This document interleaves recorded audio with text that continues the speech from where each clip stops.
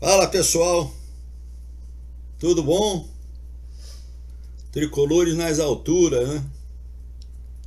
Fluminense nas alturas. Eu também, eu sou fluminense. Ninguém é filho de chocadeira. Tá aí o Fluminense no alto, no topo. A torcida enlouquecida na cidade, uma festa maravilhosa, né? E uma conquista extraordinária, inédita, né? E que eu acho que abre o caminho, abre a porta para outras conquistas maiores, né? Sou contra pensar que acabou, parou tudo por aí, tá bom, chega agora, fecha a porta, vai embora. Não, não, não. Não interessa que sejam times da Arábia, não interessa que sejam times do Guardiola, não interessa. Jogo é jogo, a gente ganha dentro do campo, né? E o Fluminense soube ganhar dentro do campo. Soube, soube. Em alguns momentos o Fluminense entrou um pouquinho no jogo do Boca Júnior, o que eu temia, mas soube ganhar dentro do campo. E a festa é mais do que merecida e foi uma vitória bem ao estilo do Fluminense. Tinha que ter pelo menos uma prorrogação. Não foi para os pênaltis. Eu ali durante o jogo eu acreditei que não iria. Lá pelo final, lá pelos 10, 15 minutos do segundo tempo, eu acreditei que não queria. Que não iria para os pênaltis, né? E não foi, graças a Deus, né? E eu disse que se fosse, a gente também tinha a chance de ganhar. Não tem goleiro imbatível. As duas bolas que foram a gol do Boca Júnior provaram isso, não é? Vamos fazer um resumo rapidinho aí do jogo, né? O Fluminense foi bem escalado. Eu acho que o sucesso do Diniz no Fluminense se deve principalmente à diretoria tê-lo mantido por muito tempo. Faz mais de um ano e meio que o Diniz está no Fluminense. Isso é muito bom porque troca, troca, troca. O Flamengo é um exemplo do que aconteceu, outros times foram exemplo. O Botafogo, se está nessa situação agora, foi porque deixou o português lá um tempão e mandou o caçapa embora e o rapaz estava dando certo. Então o Fluminense manteve o Diniz, manteve o trabalho, manteve a comissão técnica e isso foi excelente. Se trocasse em determinada altura do campeonato ou até no início desse ano, ia desmoronar tudo, mesmo que o técnico que entrasse fosse de alto nível. Então o Fluminense acertou e manteve. O Diniz teve seus erros e seus acertos. Eu tenho, eu tenho simpatia por ele em alguns aspectos, como treinador, né? Dinâmico, faz o time se movimentar bastante, né? Quando está calmo, sabe se dirigir ao elenco, sabe levantar a bola, a moral do elenco. Então eu tenho simpatia e reconheço o talento do Diniz nesses aspectos. Em outros aspectos de escalação, em alguns momentos, se o Fluminense está em baixa, está em situação ruim, o Diniz complica muito mais, o Diniz dificulta mais ainda a recuperação do time. Graças a Deus, dessa vez não aconteceu. Ele escalou corretamente o time. Eu estava sentindo que ele ia. Eu estava torcendo e sentindo que ele ia escalar só o Cano na frente e ia começar com o Ganso. O Ganso é um jogador espetacular, mesmo quando ele não está numa grande forma, que o que pareceu na decisão, ele dá as cartas, ele é sensacional, né? E aconteceu da gente perder o Felipe Melo, muito cedo ainda um pouco, e o Marcelo jogar uma partida abaixo do seu nível, né? Eu, desde a chegada do Marcelo, sempre fui contra ele jogar, principalmente ali. Eu disse que se ele flutuasse mais lá na frente, mais pela meia direita, ele teria mais sucesso. Mas ele jogou ali e foi ali que nós tivemos os maiores problemas durante o jogo. Dificilmente o Boca Juniors nos forçou pelo lado esquerdo. Aí perdemos depois o Samuel Xavier machucado. Mas antes disso tudo, nós tivemos a grande estrela, o Cano, mandando para a rede, de lado, de bola, tirando do goleiro, fazendo aquela coisa maravilhosa. Um jogador fora do comum, uma estrela, um jogador profissionalíssimo e que o Fluminense achou e que ele desencantou, explodiu o futebol dele no Fluminense e ele é o herói do título. Eu não acredito que o Fluminense fosse campeão carioca nem da Libertadores sem o Cano. Nós devemos muito a ele. Claro, ninguém joga sozinho. Tem o André, tem o Martinelli, tem o Xavier, tem o Fábio, que foi fundamental. Se a gente tivesse que eleger mais um, seria o Fábio, fundamental, salvando bolas fantásticas. E é isso. Mas o Cano é do outro mundo. A precisão dele, a fome de gol dele, como é que se diz? O cinismo dele jogar, que fica por ali escondido, dá 20 minutos, aí você comenta com alguém na arquibancada, pô, o Cano tá meio paradão, cara, será que não sei o que? Daqui a pouco ele aparece por trás de alguém, na hora certa ele dá o arranque e deixa o Beck a via navios. Parabéns ao Fluminense. Depois, com as contusões e no segundo tempo, o Diniz talvez não mexesse, mas como houve o problema da perda de jogadores e o empate do Boca Juniors, numa falha de marcação, eu pedi aqui o tempo todo que houvesse marcação firme, porque era um modo de você, às vezes é um modo de vencer o time argentino, você marcando bem ele, você obriga ele a ter talento para sair da marcação, e ele não tem tanto talento quanto nós para sair da marcação. O nosso futebol é mais acostumado a sair de marcação cerrada, e eles não. Então nós tínhamos que jogar um pouquinho diferente, marcando bastante. Começamos, em alguns momentos conseguimos, outros não. O Nino, foi heróica a vitória até por esse aspecto, porque o Nino já não vinha bem. O Nino foi escalado não 100%. O Xavier não foi escalado 100%. A defesa toda, né? O Marcelo com as meias de compressão dele, o Felipe Melo com o joelho estragado dele, né? Então o Fluminense vinha no limite.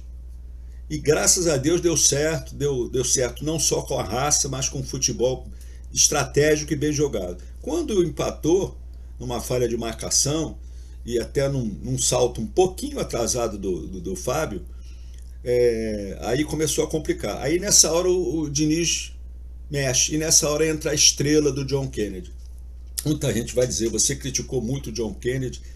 Eu critico o John Kennedy na armação, porque ele não é jogador de armação, ele é jogador de arranque, ele é jogador de força, ele é jogador de desbravar, ele é jogador que não se deixa levar, não se deixa intimidar no fato do erro, no aspecto erro. Ele chuta, ele entra, ele vai embora, se der errado deu, se der certo deu, e essa é que é a qualidade dele, ele pouco se importa com o que vai acontecer, ele faz. Ele tem autoconfiança, uma total autoconfiança. De todos os jogadores que desembarcaram do ônibus, todos concentrados, todos com a cara fechada, ele era o único que tinha headphone no ouvido. Estava desligado, né? E esse tipo de comportamento favorece a ele, né? Favorece porque é aquele garoto que jogou pelado em morro, está acostumado, tá entendendo? Tem problemas aí que o Fluminense sabe quais são, muitos torcedores sabem quais são, a mídia sabe quais são, mas ele superou. Superou porque a estrela brilhou para ele, já vem brilhando há uns 2 a 3 meses. Ele entrando em momentos fundamentais e sempre entrando no jogo e decidindo. Não saindo jogando e decidindo, a maioria das vezes. Aconteceram situações em que o Fluminense tomou o empate ou a virada e aí se fez necessária a entrada dele. E ele foi muito mais eficaz, muito mais jogador, muito mais craque, muito mais, não digo craque, muito mais, vamos dizer, eficiente mesmo, eficiente e dando dor de cabeça à defesa adversária quando ele entrou nos jogos no decorrer do tempo. Aí ele foi, mas ele é jogador, ele é um jogador de alto risco. Por isso eu falava muitas vezes, ele acabou de fazer o gol e tomou um cartão e foi expulso. Ele acabou de deixar levar o Fluminense ao paraíso e o Fluminense ao inferno no mesmo momento. Só que não levou talvez ao inferno não, porque ali nós tínhamos mais raça para segurar o jogo ainda.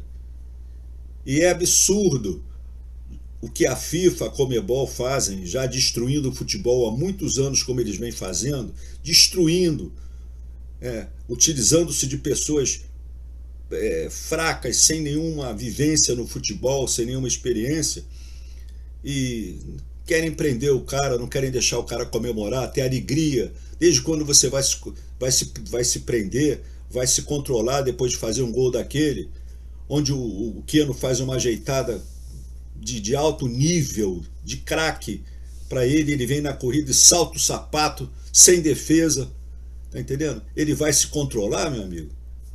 Eu corria, ele subiu 2 degraus, eu subia aos 50, tá entendendo? E esperava para descer. Tá certo, querem fechar, querem matar a alegria do futebol, que é a emoção do gol. Como o Luizinho do Flamengo, o Zico subiam naquele tablado de cimento, naquela cerca de cimento oval do Maracanã para comemorar gol. Não tinha problema nenhum. Qual é o problema? Querem impedir a alegria do jogador, querem cercear o direito à liberdade, à alegria. Fez muito bem. E graças a Deus o Fluminense soube segurar o resultado, né? O Diniz botou David Braz, né? Ele entrou, não teve nem tempo de fazer muita coisa, mas aglutinou ali a marcação e o Fluminense recuou totalmente, não havia outra alternativa, né? E a sorte foi que com a expulsão do jogador do Boca, mesmo por pouco tempo, permitiu ao Cano voltar a exercer a função natural dele de ataque e o Fluminense poder ter alguém de referência na frente, mesmo que não pudesse mais sair, lançar, que tivesse a fim de se defender para garantir o título. Isso era tudo naquele momento, isso era tudo. Você prendia um jogador além do meio campo. Então, se alguma falha houvesse do time da Argentina, matava. Tanto que o Guga, coitado, foi de uma infelicidade e fez entrou com tanto amor, com tanto carinho, recebeu uma bola tão bonita, matou no peito, ela escorregou um pouquinho demais. E aí ele teve que, mesmo assim, deu um carrinho por baixo do beco argentino e a bola caprichosamente se negou a entrar. Mas é porque tinha que ser mais apertado mesmo e tinha que ser com um gol decisivo do John Kennedy, que estava iluminado. Está iluminado há uns 2 meses. Agora cabe ao Fluminense tentar, não é consertar esse jogador, é tentar trabalhá-lo nos defeitos, nos problemas que ele tem. Ajudar esse jogador, mas não é ajudar do modo de caridade, do modo de tratá-lo como um menino frágil, não.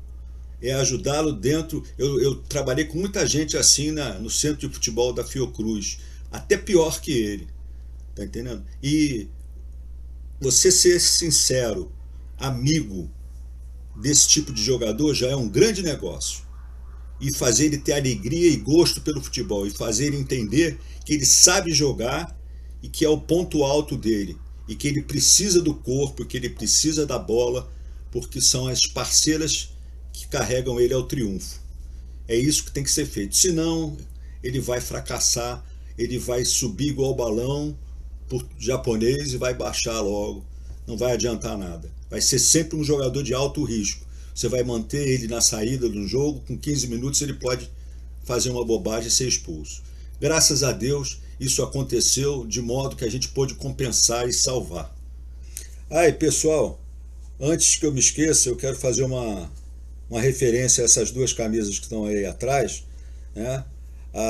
A de número 14 eu já usei numa gravação anterior, mas eu coloquei ali, fiz questão de mantê-la, que é uma homenagem ao Cano, né? O 14 que o Cano usou no Fluminense, tudo que ele fez pelo clube, toda a alegria que ele deu à torcida e a quantidade de gol, a dar com pau que ele fez, né?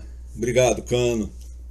E essa número 7 eu fiz após a perda de um grande amigo meu, tricolor, nato e hereditário, muito amigo, que não perdia um jogo do Fluminense, tricolor daqueles fanáticos mesmo, e que infelizmente faleceu há alguns anos atrás, e que aquilo me entristeceu muito, e eu resolvi mandar fazer uma camisa com o nome dele, porque o Fluminense era tudo na vida dele praticamente, além de outros amores.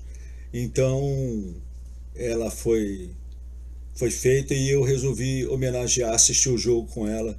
E ele deu para ver, ele viu aqui embaixo e viu lá em cima, com certeza. E lá em cima ele deve ter feito uma festa de arromba, né, Nanta? Que até choveu em São Paulo, até em São Paulo foi chover. É isso aí, que Deus o tenha. Deve estar muito alegre, né, com o que aconteceu. Imagino, eu faço uma ideia. E é isso. Fluminense campeão, meus parabéns, a torcida está empolvorosa, enlouquecida e está muito certa, tem que comemorar. Tem que comemorar e teve hora para começar a comemoração e não tem hora para acabar. É isso mesmo, não tem hora para acabar. É um título histórico, maravilhoso e bem ao estilo do Fluminense Futebol Clube. Parabéns, Fluminense. Parabéns, tricolores.